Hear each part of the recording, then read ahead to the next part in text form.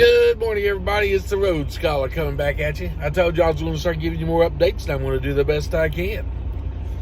I was out here, and it's been a long time since I've been over the road.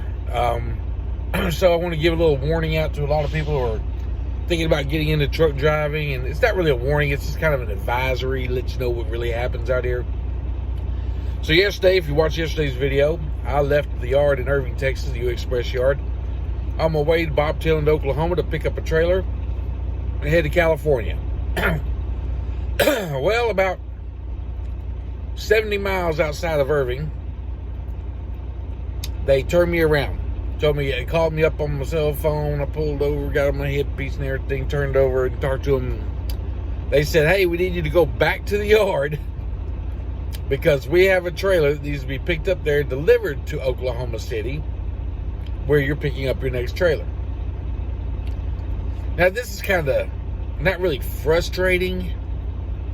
It's just it's like an interruption into what you're doing. You're already planned, and you already got your pre-plan going. And you know we're going to stop for lunch and this, that, the other, whatever. And I left the yard kind of late yesterday, as most of you know. But I'm heading up here to Oklahoma, get turned around, go back to the yard. Now, I'm not mad at anyone, dispatchers or anybody else. I do think that they could have figured this out an hour earlier, and therefore I would have been able to take it with me out of the yard hour and a half earlier.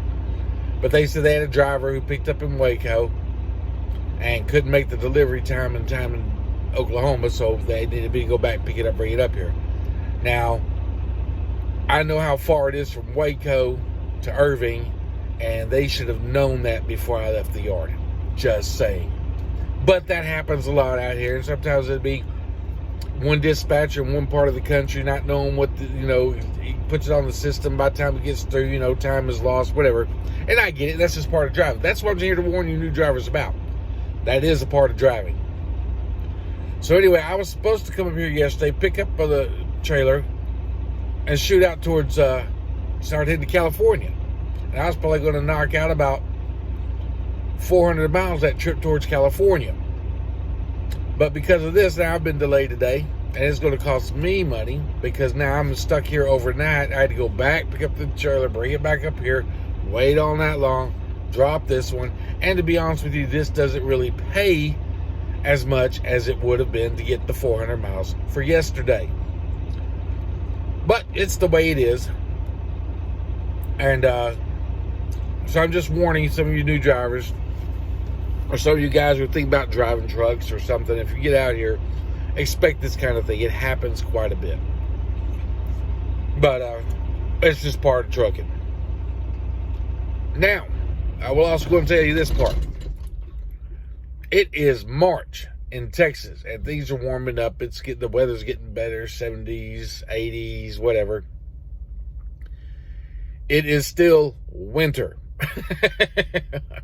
I know a lot of people, we're heading into spring break, but it is not spring. And here's why I'm telling you that. Some of you guys that are from the South going out here over the road, getting in a truck, going driving, y'all are loading your truck up with clothes and stuff and acting like it's summer everywhere, or maybe fall. It is winter in part of the United States, and there's still snowstorms and things that are going to happen up north and everything. Dress warm. Or not dress warm, but bring warm clothes with you. Bring water with you. If you break down somewhere, you get stuck, you're going to need water. You're going to make sure you got enough groceries on your truck to get you through a couple of days in case you get stuck somewhere. I'm just giving you some heads up. And not everywhere is your cell phone going to work. Not everywhere is that little computer on your truck going to work. There are times you might get stuck. I'm not saying you will, but you might. Other drivers have gotten stuck. No communications, no way to get in and out of things, and very little water or groceries on their truck. We had a U.S. Express driver do that. She did it not too long, last year. I think it was last year, maybe a year before, from what I heard on her webpage. But anyway, she got out here, got stuck.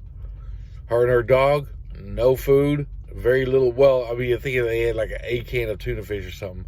Very little food, no food, okay? Very little water, and they were stuck for 2 days.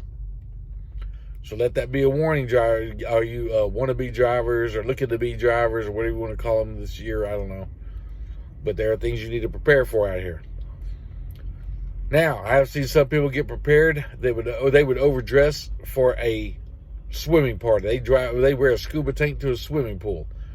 You don't have to do that either. Don't come in here putting in, ski suits and everything else. And be reasonable. But I always carry 2 pairs of long john underwear, thermal underwear, whatever you want to call it, both top and bottom. I'll carry a couple of pairs of sweatpants. I'll carry at least, I know I go out here for about 3 to 4 weeks at a time when I'm over the road. So I carry at least 21 pairs of jeans. And some people say it's ridiculous to stop and do your laundry and everything. And I try, I'll do my laundry, try to do it once a week. Sometimes I don't. Sometimes every 10 days. And there's been times where I've been pushing, I couldn't stop for 2 weeks. But anyway, either way it goes, I bring 21 pairs of jeans. Because things happen out here, especially in these truck stop food. You know what I'm talking about, drivers. Anyway, I bring that. I always bring a couple of brand new packs of underwear with me, some drawers. I bring enough t-shirts, 21 t-shirts. I bring 21 sets of clothes, maybe t-shirts, maybe polo shirts. Because I'm telling you, when I'm driving from place to place, I'm being comfortable. I'll let you know right now, I am not driving in this truck for 11 hours a day wearing a big old cowboy belt buckle and boots and this and that and the big old hat with my head stuck in this position all day long. And I see some guys do it. I ain't more power to you. I don't know how you do it. I'm dressing comfortable. I usually wear, I got a few pairs of sweatpants on here because if I'm going to be driving all day and all I'm going to be doing is stopping at truck stops, I'm not going to see any customers. I'm wearing sweatpants, maybe a jersey shirt like I got on now, maybe a t-shirt, my tennis shoes, and I'm moving on down the road. I might put on, I got my sunglasses up here and everything, but I am not dressing to the nines to be driving a truck all day. I see some drivers do it. More power to you if you enjoy it. You really worried that much about some girl in a truck stop seeing you or something, I guess. I don't know.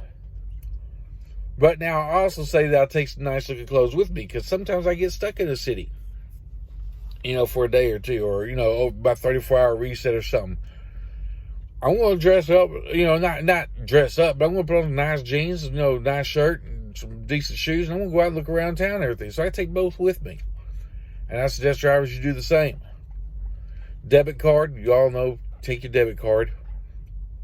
Always have at least $100 bill in your wallet. I don't care what anyone says about you don't carry cash. You should always have a $100 bill in your wallet, at least. One $100 bill in your wallet, because you never know what's going to happen out here. Anyway, that's about. I kind of went off on a lot of other things. I was going to just talk about how the companies sometimes don't really jack you, but how things that you plan and your trip planning and everything, the company will throw a wrench in the middle of it sometimes. I just want to put that out there, but led to other things. Anyway, guys, y'all have a good one. I'm going to be back at y'all later. Right now, I'm going to get in here, or I'm still waiting to get in here and get unloaded this morning. And then from here, I'm going to go pick up my other trailer and head to California.